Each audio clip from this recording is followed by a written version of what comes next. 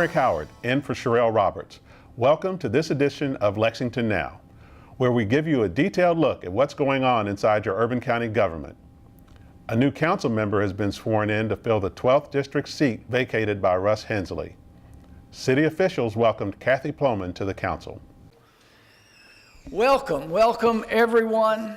The Plowman family, husband John and sons Kyle and Sam are here, and we are joined by council members.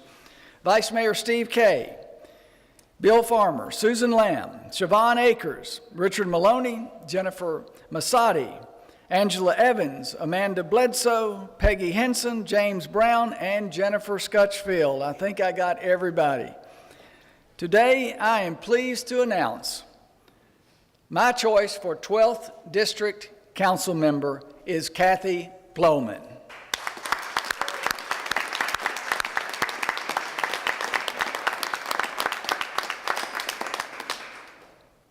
As so many of you here today know, Kathy has quite a story to tell. She volunteers with many civic organizations. Her involvement in the community spans the arts, social services, historic preservation, and sustainable growth initiatives. As president of the United Way and as an independent development consultant, she has raised millions to provide a helping hand to people in our community who really need our help. And she worked at WKYT for 21 years in sales and marketing. And through it all, Kathy has become a leader. She is a leader who has a deep commitment to our city and to making it the best it can be. I'd say that more than qualifies her to be an outstanding council member. So it is now my pleasure to introduce council member, almost, Kathy Plowman.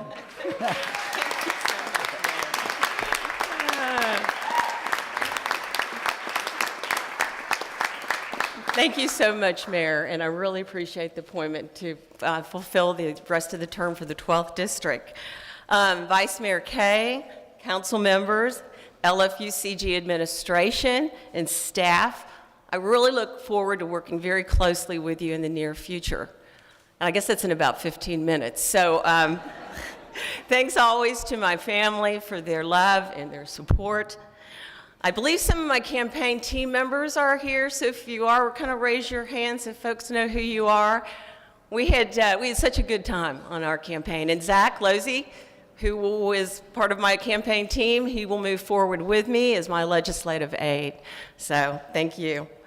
Also, I have a lot of friends here. Thank you for joining me today in the celebration, and that means a lot to me. As the mayor said, I think those of you that know me, I am very passionate about Lexington, Kentucky. I have been involved, as he shared, in many organizations and boards and initiatives and projects over the year. And really that's the reason I'm running, is that I want Lexington to be the best it can be. I want to take that passion, I want to take that experience, that knowledge to a new and different place, and that is at the council table. During the last 8 months, when I've been campaigning, I have set up what I've called over 80 one-on-ones, meeting with key people in the 12th District and in the community to listen to them about their ideas, about their concerns, and about the issues that they see that are happening in the 12th and also in the community. At the same time, I was also attending work sessions and related committee meetings so that I could have a working knowledge of the issues at hand, but also the decision-making process of the City Council itself. I'm looking forward to representing the 12th District and fulfilling this term, but also in the following 2 years, when my 2 elected years following. And the 12th District is such a special district. It represents 70% of the landmass in Fayette County. Not only does it include vibrant neighborhoods, but it includes our signature horse farms, farmland, and natural resources. It makes Lexington the most special place to live, work, and raise our families in the world. I am eager to begin and to serve the 12th District, and I thank you all for being here today. As the old saying goes, upward and onward, and I promise to each of you that I will give it my best. I want you to place your left hand on the Bible, please, and raise your right hand. I'm going to read the constitutional oath that has been used for several hundred years here in the Commonwealth of Kentucky. And the mayor is exactly correct. We've all said it. This is your first time, I believe. I do solemnly swear that I will support the Constitution of the United States and the Constitution of this Commonwealth, and be faithful and true to the Commonwealth of Kentucky so long as I continue a citizen thereof, and I will faithfully execute to the best of my ability the office of 12th District Lexington Fayette Urban County Council Member according to law, and that I possess the qualifications required by statute and ordinance. And I do further solemnly swear that since the adoption of the present Constitution, I, being a citizen of the state, have not fought a duel with a deadly weapon within the state nor out of it, nor have I sent or accepted a challenge to fight a duel with deadly weapons, nor have I acted as second in carrying a challenge, nor aided or assisted any person thus offending. So help me God. Please respond, I do. I do. Thank you. Congratulations. Thank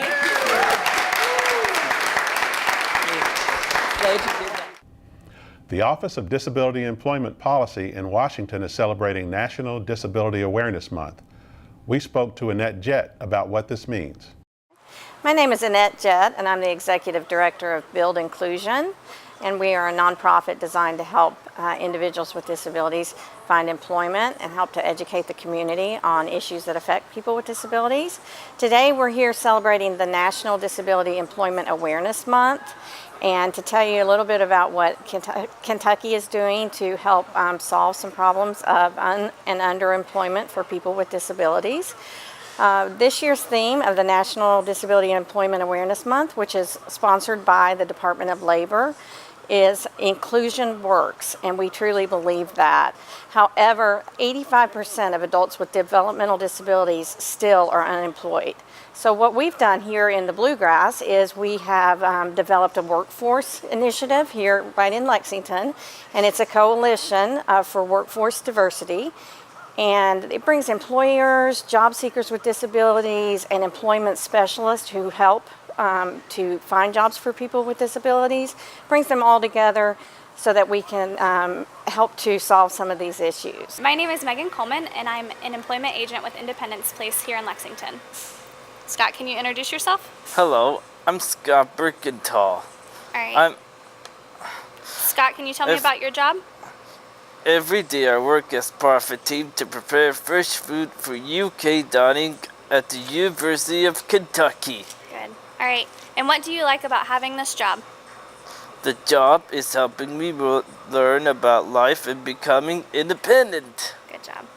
And how does having a job make you feel? Awesome. I feel really good after a hard day's work and helping out my team. Right. And what are you really good at your job? I'm very good at preparing meals, chicken and steak. You should try it. UK dining is great. And what do you feel like you contribute to your workplace? I'm told I keep everyone happy and laughing, and that makes me happy. In order to find out what Scott does really well and what kind of job would be a good fit for him, I spent time with him finding out what he likes to do, finding out what he's really good at. So we spent time in the kitchen cooking, because that's what he really enjoys doing. We spent time on his computer. He loves to play on the computer and make short films and animation. Talked to his parents and found out from them, you know, his needs and his strengths and just how to support him in the best way possible. Scott's fit in really well. He has learned manageable tasks that's allowed him to contribute right from the start and be a part of UK Dining and his team. Megan and his managers worked together to kind of identify the tasks that he was good at, and they made those his primary responsibility. I'm Katie Wolf-Whaley. I'm the Project Director of the Supported Employment Training Project at UK's Human Development Institute. So lots of people understand applying for a job that an employer has posted, there are people that would have a hard time doing all of the tasks of a pre-existing job description, and so that's where customized employment can really be a benefit to everyone. Customized employment is the idea of figuring out what the needs of a business are, what tasks might not be getting done the way that they need them done, how things could run more efficiently, and then matching that with a job seeker who has those tasks and interests and contributions to make a good fit that benefits everybody. Coming up after the break, a look at what's happening downtown.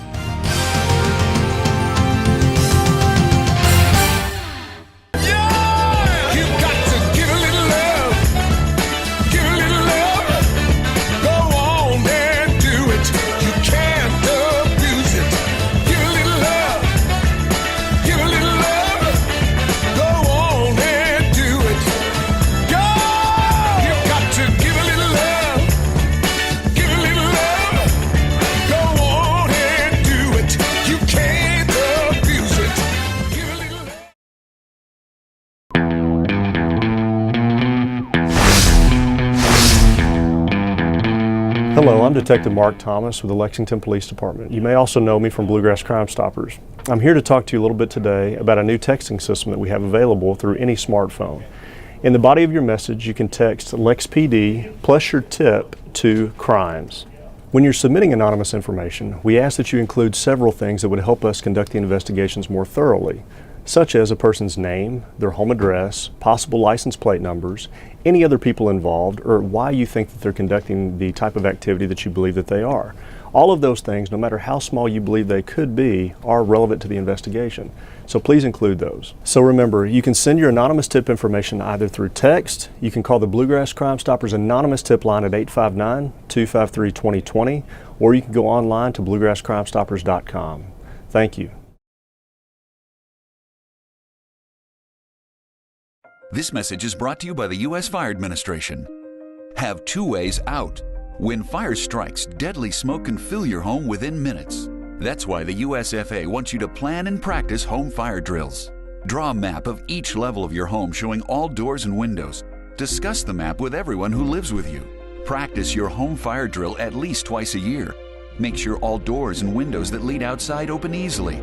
Push the smoke alarm button to start the drill. Try feeling your way in the dark or with your eyes closed.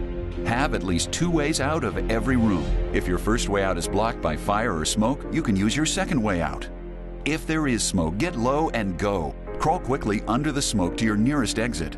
Close doors behind you and gather at a pre-planned outside meeting place where first responders can see you. Call 911. Remember, get out and stay out. Never go back inside for people, pets, or things. Learn more at www.usfa.fema.gov.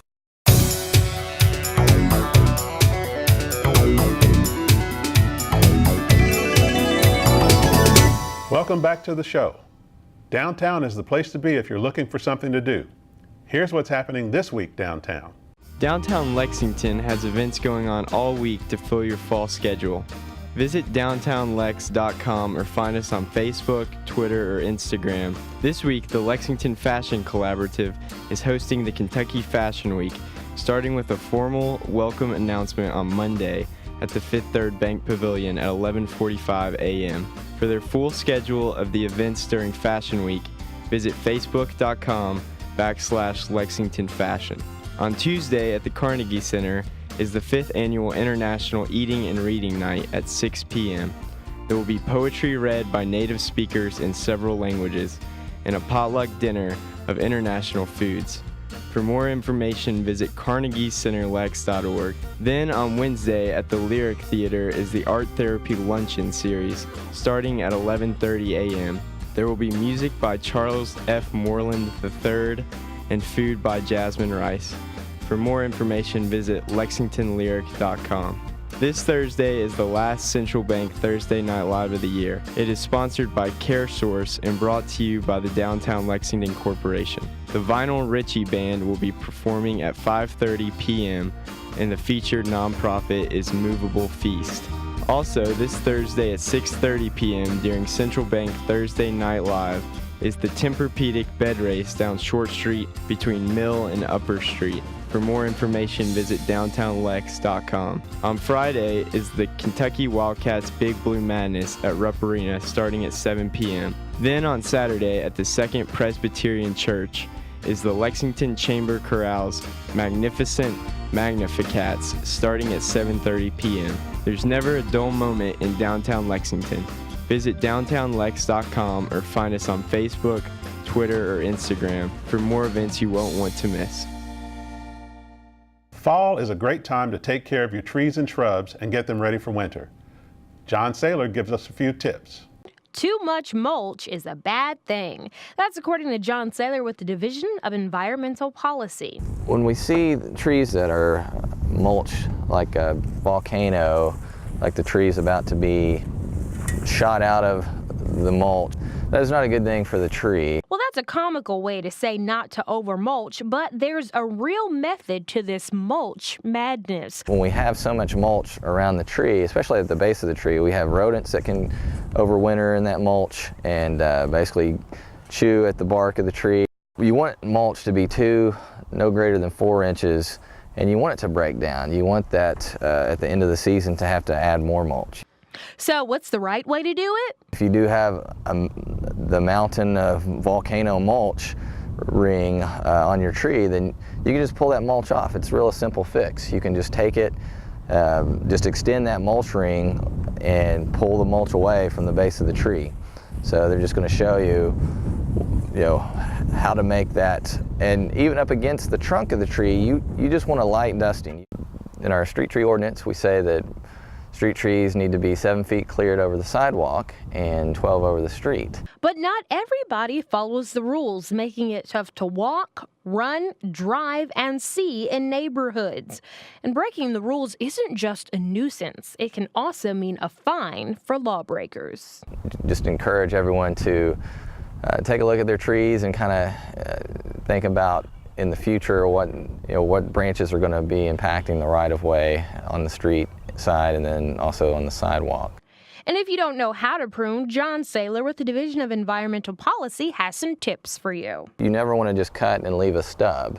You want to take it back to a lateral branch, and typically you want to take it back to something that's a third in size of what you're removing. And then you always want to prune out just the dead wood. A dead branch is just it can be an open door for wound or disease to get into the trees. So I've got some dead pieces right there, and actually I'm going to take this on back to the lateral above, and then I'm going to take some of this finer dead out the interior of the tree that's just basically dead and doing nothing for us. And I'm taking it, notice I'm taking everything back to a branch. I'm not stubbing it off. And he says if you do decide to prune, it's best to do it when your tree is young. It's just like people, they can tolerate a little bit more, heavy, being a little heavy-handed on the pruning now. Not strip it clean, but basically they can take a lot more than if this tree was older. It's never a pleasant thing to see a mature tree have to be cut down, but as John Saylor explains, sometimes it is necessary. Anytime we remove one of these large, significant trees, we really have to do our homework and make sure that's something that is needed. We never want to lose the tree. We don't want to lose any kind of canopy across the city. So we have to make sure that we do a tree risk assessment, make sure that there is, we want to mitigate any hazard that we have in our right-of-ways, in our medians, in our parks, anything that we own in the city. We want to make sure that people can enjoy our facilities safely. We've watched this tree kind of declining for years, and so at this point we just realized that it's not going to get any better, and after doing a deeper investigation with our assessment tools, realized that this tree is hollow and it's right over a park bench, and just where it's situated in the park, we couldn't leave it standing anymore. It does have some green on it, but that's something that people just walking by, they'll see a tree with green and they think, well, why is that tree being removed? It's a green tree, but it's a green tree with a shell of what it should be. It's not structurally sound, and so we learned that from doing our assessment, our tree risk assessment. That's a decision not made lightly. Like I said, we want any tree that predates Lexington, we really want to look at close and make sure that we're making the right call and the right decision. It probably is a pre-settlement tree. It's probably roughly 150, 200 years old. We are going to try to age the tree once we remove it the best that we can. Again, it's hollow, so we can only do that to a point where the wood is sound, and then just can age it from there after we cut it down. This had some basal damage, which when people are mowing their properties, you want to make sure the best thing you can do for your tree is make sure you mulch around your tree so that you don't nick it with the mower, you don't hit it with the weed eater.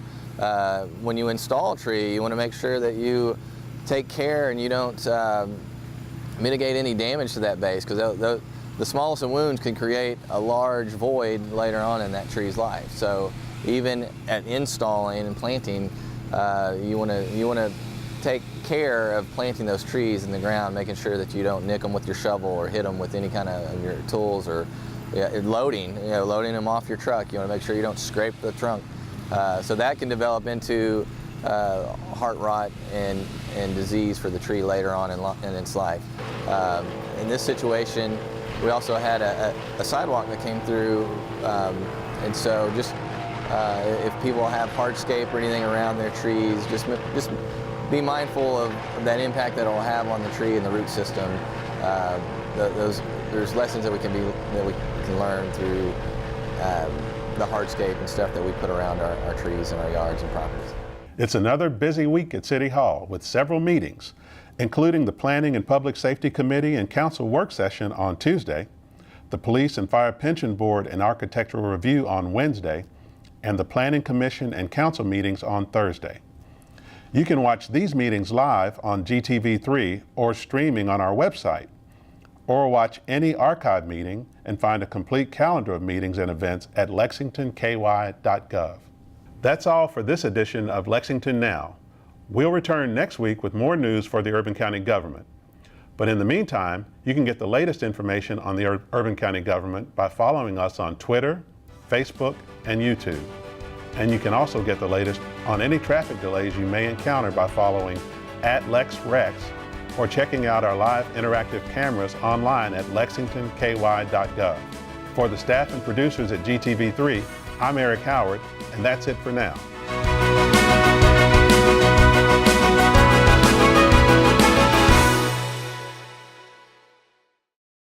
The preceding program was produced through the facilities of GTV3.